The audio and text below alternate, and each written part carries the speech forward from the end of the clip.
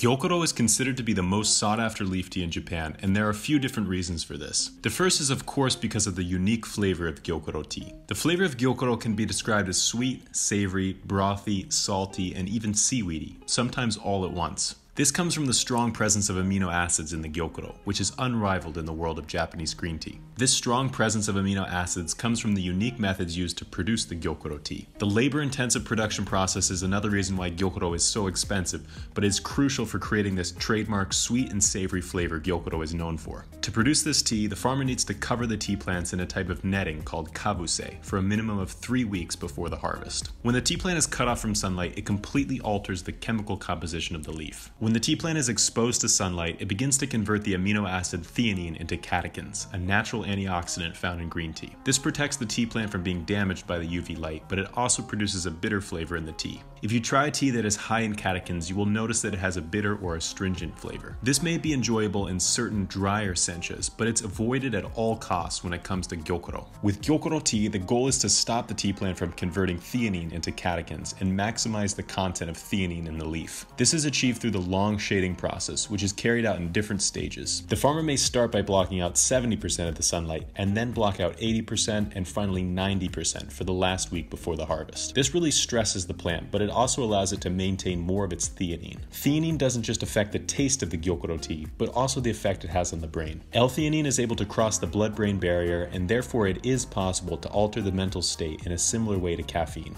L-theanine helps to induce a more calming effect on the brain, and it is thought to be the reason why monks were among the first to drink tea, as it helped them during long periods of meditation. When combined with caffeine, it creates a calm, alert feeling, which is much different than the feeling of just consuming caffeine alone. While coffee drinkers report having this burst of energy followed by a crash later on in the day, consumers of high theanine teas like matcha and Gyokoro claim that the energy lasts longer, without the jittery feeling or crash afterwards. Gyokoro and matcha also tend to be higher in caffeine as well as theanine. Caffeine is poisonous to small insects, so it is used as a defense mechanism on the outside of the tea leaf. Because younger tea leaves tend to be tender and more vulnerable to insects, these leaves tend to contain more caffeine than the older, tougher leaves of the tea plant. Gyokoro is made from these younger leaves, which increases the caffeine content, but the caffeine content is further increased by the shading process. As the shading process used to produce Gyokoro tea is incredibly stressful for the plant, it produces more caffeine to protect itself. While the main objective of the shading is to produce a sweeter and more savory green tea, the high caffeine content is a byproduct most Gyokoro drinkers enjoy. The third aspect of the tea that changes during the shading process is the chlorophyll content. Chlorophyll is a green pigment found in plants that is essential for photosynthesis. It helps the plant to convert sunlight into energy, and if there is less sunlight, the tea plant needs to produce more chlorophyll to compensate. This causes the leaves to change from light green to dark green. It may be easy to notice this color change in the live leaves of the tea plant, but it is especially evident in the dried tea leaves. The leaves of Gyokoro and certain shaded senchas become this extremely dark green, nearly black color. The shading process is particularly difficult when it comes to the cultivation of organic Gyokoro. Normally, to keep the tea plants alive during this long shading period, a farmer can simply apply more chemicals to temporarily strengthen the tea plant. But when it comes to organic Gyokoro, it simply comes down to the talent of the farmer. Mr. Sakamoto is the best organic Gyokoro farmer we have met to this day, and he has developed his skills over many decades, experimenting with different types of organic fertilizers. He has developed an organic fertilizer made out of a combination of sedimentary rock and bokashi fertilizer, made from organic foods. This strengthens the cellular structure of the tea plant and allows it to last for 3 weeks without sunlight. It's crucial that the tea plant doesn't begin to wilt during the shading process, otherwise it will negatively impact the flavor of the tea. The organic Gyokoro produced by Mr. Sakamoto is top-notch, and it's all produced without applying chemicals or pesticides to his tea plants. After the 3 weeks are finished, the tea harvest begins and the top 3 leaves are selected. These tend to be the sweetest and highest in nutrients, making them the perfect choice for a tea like Gyokoro. After the leaves have been harvested, they are produced in a similar way to any other Japanese green tea. They are steamed and then dried to bring down the moisture content. Finally, before the leaves are completely dried, they go through an additional rolling process to create these unique needle-shaped leaves that Gyokoro is known for. This tea is tightly rolled to lock in the flavor, and once the leaves are exposed to warm water, they begin to open up and release their flavor all at once into the water. When it comes to Gyokoro brewing, it is extremely important to follow the following parameters. Gyokoro brewing is very different from sencha brewing for a couple of different reasons. First, the water temperature is usually much lower to extract the sweeter flavors of the tea. This is really important for Gyokoro tea as it is a celebration of these sweet and umami flavors, and a lot lot of work goes into creating the perfect flavor profile. The second thing to keep in mind when it comes to Gyokuro brewing is the steeping time. Because Gyokuro is made from very tightly rolled leaves, they need a full 2 minutes in the water to open up and release their flavor. This separates it from a normal Japanese green tea, which only requires 1 minute. The Gyokuro tea leaves can then be brewed 3 to 4 more times with the same temperature water at 20 seconds each. If you really want to get serious about Gyokuro brewing, you can actually use a method that is practiced by certain tea masters in Japan, and that is to increase the leaf to water ratio. With most Japanese green teas, you should be using 5 grams of leaves and 150 milliliters of water,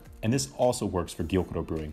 But if you really want to take the flavor to the next level, you can use 5 grams of leaves and 50 milliliters of water. This will create a small quantity of super concentrated tea that can be enjoyed not just for its taste, but also for its texture. When Gyokuro is served with such little water, the texture becomes much thicker, almost like an oil. Gyokuro is often enjoyed in these small cups, so the guest is forced to take very small sips and appreciate the sensation as the tea glides over the top of the tongue. The history of Japanese Gyokuro tea dates back to the 1830s when a tea merchant named Yamamoto Kahei was traveling around Japan and meeting with tea farmers. He noticed that some of the farmers were covering the tea plants with a type of netting to protect them from the frost. He noticed that this shading actually had a profound effect on the leaves and actually gave them a sticky texture during the production process, producing a green residue. The tea was named Gyokoro, or Jade Dew, and it soon became one of the most desirable types of tea in Japan, even by the emperor. The reason you often see the tea be called Imperial Gyokuroti or Imperial Gyokuro is because Gyokuro used to be the tea of choice for the emperor himself. Before the use of refrigeration and modern packaging, a lot of teas would go bad after a few months, with the exception of Gyokuro. The best Gyokuro tea would not decline in flavor with age, and in many cases the flavor would actually improve over time. The emperor saw this as a sign of good quality. He would sometimes even wait a few months after the harvest to see which teas maintain their flavor and only select these for his personal collection. As a result, Gyokuro is still known today as the emperor's tea, and we like to think the emperors of the Edo period would be proud to drink some of these incredible green teas. In addition to Gyokuro, you may see some other variations like Gyokoro Karagane and Gyokoro Kukicha. These teas are made from both the stems and leaves of the tea plant.